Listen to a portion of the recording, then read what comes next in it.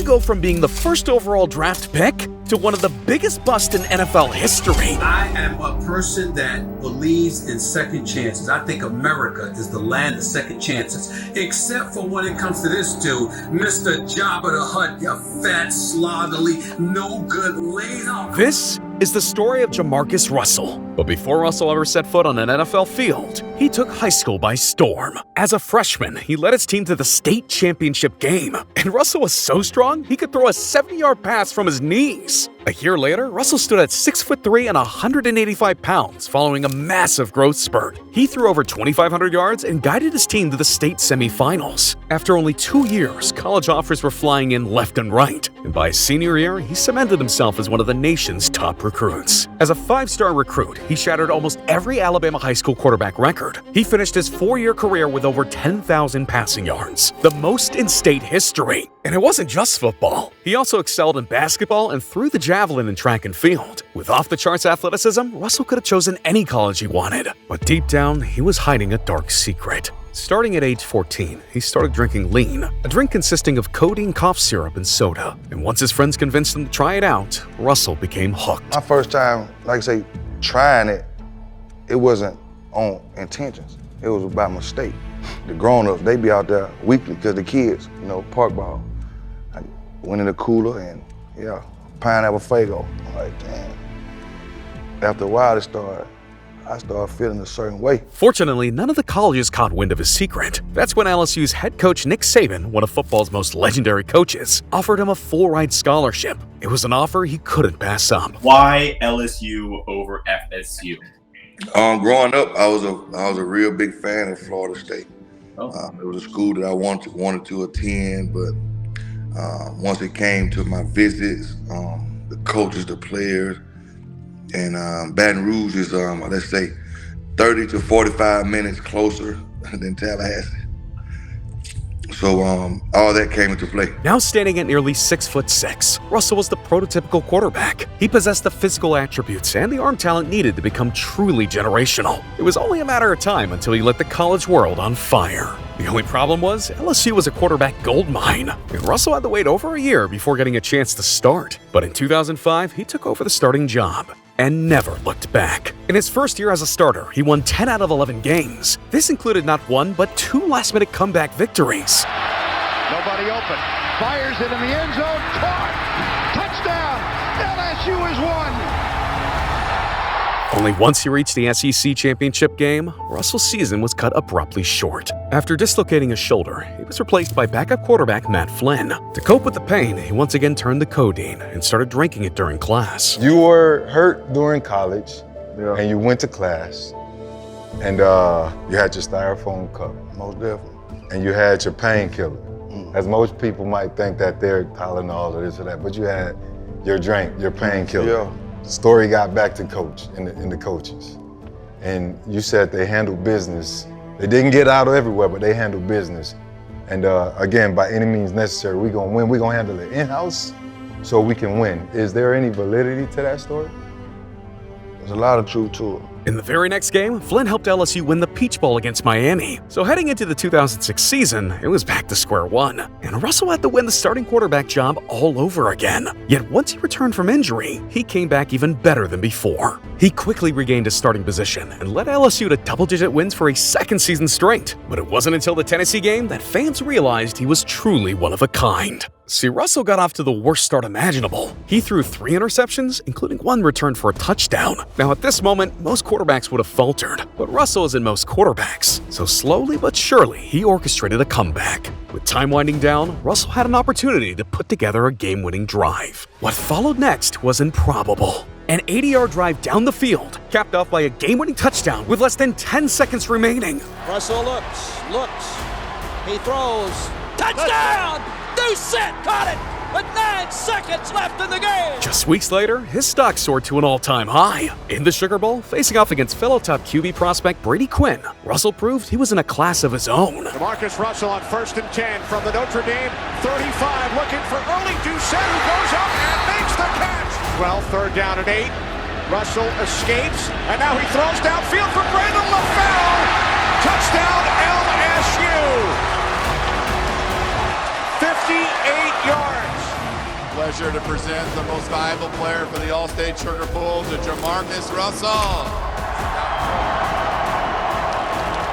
He crushed Notre Dame by 27 points, earning himself Sugar Bowl MVP honors. By the end of the season, he was named to the All-SEC's first team and even won the prestigious Manning Award, given to the nation's best quarterback. This left Russell with two choices: return for his senior year or declare for the NFL Draft. Ultimately, declaring for the draft became an easy decision. With a standout pro day and performance at the Scouting Combine, teams were captivated by Jamarcus Russell. This was a pro day that was talked about more than any pro day there's ever been. To this day, when people speak about those days, you know, they always say that this pro day is like Jamarcus Russell's pro day. However, all this hype was getting to his head. When asked about where he would need to grow as a player, Russell was disgusted. He straight up told scouts that he didn't have any weaknesses, and this should have been the first red flag. He also tested positive for codeine during the pre-draft process, causing the Raiders to hire a private investigator. The investigator followed Russell to the casino almost every night in the week leading up to the draft. So you'd think that would have turned the Raiders away from drafting him. But with that said, no team was more desperate than the Oakland Raiders. By 2007, the Raiders hadn't won more than 5 games in over 4 years. So they chose Russell first overall, handing him control of the franchise. In the 2007 NFL Draft, the Oakland Raiders select quarterback Jamarcus Russell, LSU. But what should have been the greatest moment of his life turned into a complete nightmare. See, Russell was extremely close to his extended family. He was even named after his uncle Marcus, the same uncle that convinced him to start playing football. But following his pro day, Marcus was taken to the hospital and became unresponsive. Jamarcus's whole family thought this man was dead until he woke up and turned mentally ill. But he was shaking the whole time, bro, and this is the guy who started me to playing football, you know, so it was like a hard situation for me. He never made it to the draft. I had 50 family members at the draft except for him. How that feel? This ain't, it's supposed to be good, it's supposed to be the best thing smoking for you. But on a lot of my pictures, I wasn't really smiling. I didn't feel the... In the blink of an eye, Russell's biggest role model became an entirely different person. However, there was still one more reason the pick sparked controversy. Rumor had it head coach Lane Kiffin never wanted Russell in the first place. I didn't know until later that the Oakland didn't want to draft me. How is that going to work? See, he advocated for Calvin Johnson, but the team's owner had other plans. Al Davis was determined to secure Russell no matter what, and Russell knew this, so he made Davis pay dearly. Without contract restrictions in place, quarterbacks had the freedom to negotiate any terms they wanted. That's when Jamarcus Russell issued the Raiders an ultimatum. If the team didn't meet his demands, he was ready to sit out entirely. Eventually, the Raiders folded. After missing all of training camp, preseason, and the season opener, Russell inked one of the largest rookie contracts in history. He signed a 6-year, $68 million deal with over $30 million in guaranteed money. And then finally, they get the deal done, one of the richest deals in history. He's, the big bonus and all of that. And so, we're like, hey, Jamarcus, you got to have a rookie show. I remember the day he comes up, he walks in, and he has his backpack. And I'm like, all right, what kind of skit is he going to do? Here's our quarterback of the future. What is he going to do? And so we're all sitting there like, we can't wait. We're kind of on our, on the edge. What is he going to do? What is he going to do? And I remember he pulls out, I would say at least $5,000 in ones in cash and literally made the entire meeting room rain.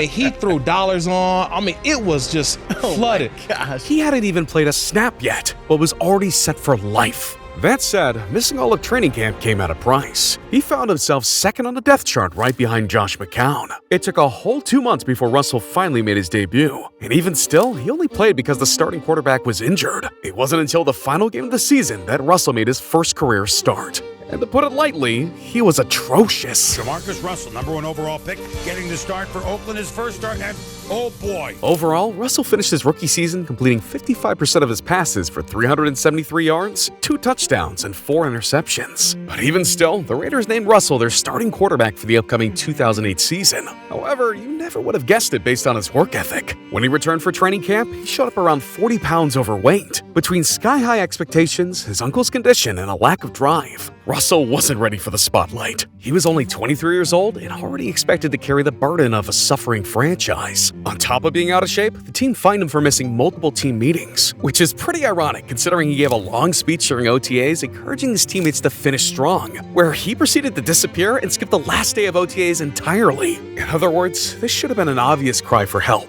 Russell was making over $30 million guaranteed, yet wanted nothing to do with football. Sadly, these struggles continued in the regular season. He only won one of his first 5 starts, throwing 4 interceptions and fumbling 5 times. Then in Week 8, the Raiders were shut out by the Falcons. Russell only completed 6 out of 19 passes for 31 yards and an interception. It was becoming abundantly clear that Russell wasn't prepared for his opponents. And if there's one thing that Russell hated more than anything else, it was watching film. Every Tuesday, the quarterbacks were responsible for watching film on their opponents. However, Russ refused to watch film, so the quarterbacks bribed him. We took upon ourselves to try, how can we get him to watch some film on Tuesday? So we bring some DVDs to his house, and to get to his house, so to him be up for this, we had to stop by Wendy's and pick up like 10 junior bacon cheeseburgers. And how did he not make it? Instead of watching film, Russell preferred stuffing his face with cheeseburgers. But even with all the distractions, he finished the season with back-to-back wins. In his last 3 games, he threw 6 touchdowns and 2 interceptions. This left fans with optimism heading into the 2009 season. That's when his life once again took a turn for the worse. In 2009, 2 of his uncles died just months apart. One of them even quit his job to become Russell's business manager and helped him get a Nike deal. Around this same time, his codeine addiction started to become out of control. Mentally, he was at an all-time low. This became painfully obvious during the NFL season. In the opener, Russell only completed 12 out of 30 passes and threw for 2 interceptions. Russell, ball looked like it was tipped. His issue is accuracy. He only completed 53% of his passes.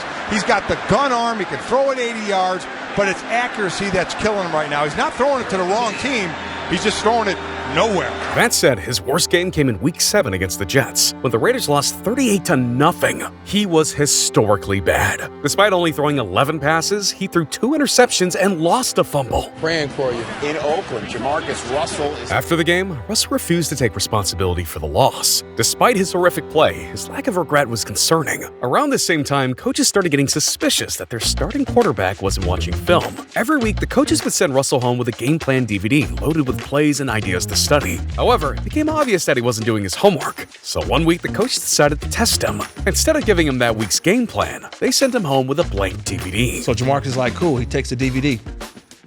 So the next day they come to practice, come to the facility. Say, hey, Jamarcus, hey, how's that DVD? Did you look at it? What did it look? He's like, oh, coach, all the plays. I'm good. Whatever you want to run, let's do it. I like him. He said, okay, which ones you like? 5 of them? Do you like 6 of them? 10 of them? How much you like? Coach, whatever. I saw them, that we good. We ready to go. I can do them all.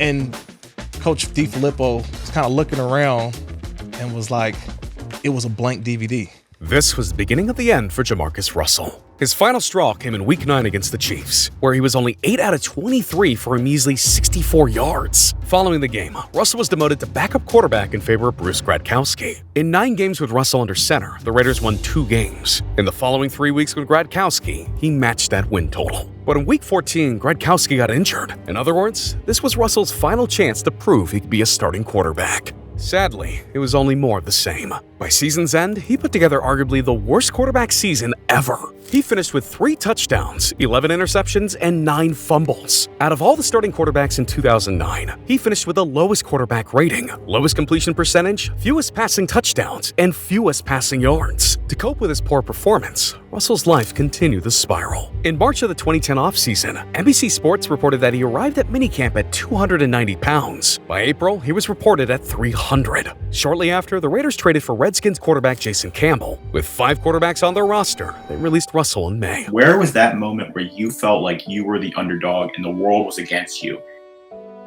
The entire time I was in Oakland. Wow. Really, the entire time I was in Oakland, bro. I was used to winning. And, when you have the first pick, unfortunately, you are like the worst team, And at that time, things in my life and football just didn't line up as far as me being the better person that I can be and the better version of me. But Russell wasn't ready to give up football just yet. At 24 years old, he was only 3 years removed from being the #1 draft pick. However, before he could make another NFL roster, he was charged with possession of codeine syrup, a habit that had started when he was just 14 years old. The same addiction that had haunted him for years was now more prevalent than ever. Yeah, losing your job is bad enough, but today Russell made it even worse for himself. He was arrested and charged with possession of a controlled substance, the drug codeine syrup, and he had it without a prescription. When mixed with soda, it creates purple drink or sizzurp and makes those who abuse it drowsy and weak. Russell was arrested during an undercover investigation at his home in Mobile. Online records show he was booked and released on $2,500 bond. This incident scared off a lot of NFL teams, making it even harder for him to get another shot, until Russell was forced to make one last-ditch effort. In September, he moved to Houston, Texas, where he began working out with former NBA star and coach John Lucas, who also served as a life coach. With Lucas's guidance, Russell was able to secure tryouts with the Washington Redskins and the Miami Dolphins. Unfortunately, neither team was interested in signing a quarterback who was out of shape and lacked a solid work ethic. By April, even Lucas had grown frustrated with Russell's lack of progress. He severed ties with him, telling him to leave the Houston area. Looking back, Russell reflected on his choices, saying, "I could have gone about certain things differently. I'm not sure where they went wrong. The things that did go wrong, I take full blame for whatever was my fault, and the things that did happen." After this final attempt, Russell fell into a state of depression, gaining weight and ballooning up to 315 pounds. However, the story didn't end there. In 2013, 3 years after his last NFL game, Russell announced his desire to return to the league. His comeback attempt was documented by Bleacher Report in a series titled Jamarcus Russell's Road Back to the NFL. I'm Jamarcus Russell, and I'm here at Test West Academy on the verge of getting myself back in the NFL. Today is the first day of my comeback, and mentally, I'm in it. Just hit the grind, hit the grind it out day by day with the grace of God and my family behind me and the guys that are here pushing me on. We're gonna have a good go. Russell worked hard to get back into playing shape, losing weight and dropping down to 265 pounds. This effort earned him a tryout with the Chicago Bears, but it wasn't successful. In 2015, he made one more attempt by launching a letter-writing campaign to all 32 NFL teams. He offered to play for free, writing to the Dallas Cowboys, "I'm willing to lead the scout team for free for 1 year just to get the experience in your system." Whatever it is, I can be the water boy, work my way into a scouting team, it doesn't matter. I'll go play for free. I think there's plenty of room for me. I think so. This was a stark contrast to when he refused to sign his rookie contract for under $60 million. Now, he was so desperate to play, he was willing to work for nothing. Perhaps this is just the paradox of Jamarcus Russell. His love for football is undeniable, but his unwillingness to put in the necessary work to stay in the league held him back. In 2018, Russell found his way back into football in a different role, coaching at his high school alma mater. However, his struggles continued. In 2022, he was caught stealing $74,000 from a team donor, money that was meant for weight room equipment, but was instead deposited into his own bank account. Time and time again, when given a chance to turn his life around, Russell reverted to his old ways. So if there's a lesson to be learned from Jamarcus Russell's story, it's that talent can only take you so far. To truly succeed in life, you have to be willing to put in the hard work. And if you appreciated this video's hard work, then you'll definitely enjoy the next video on screen. But hurry, if you watch now, there could be 10 Junior Cheeseburgers in your future.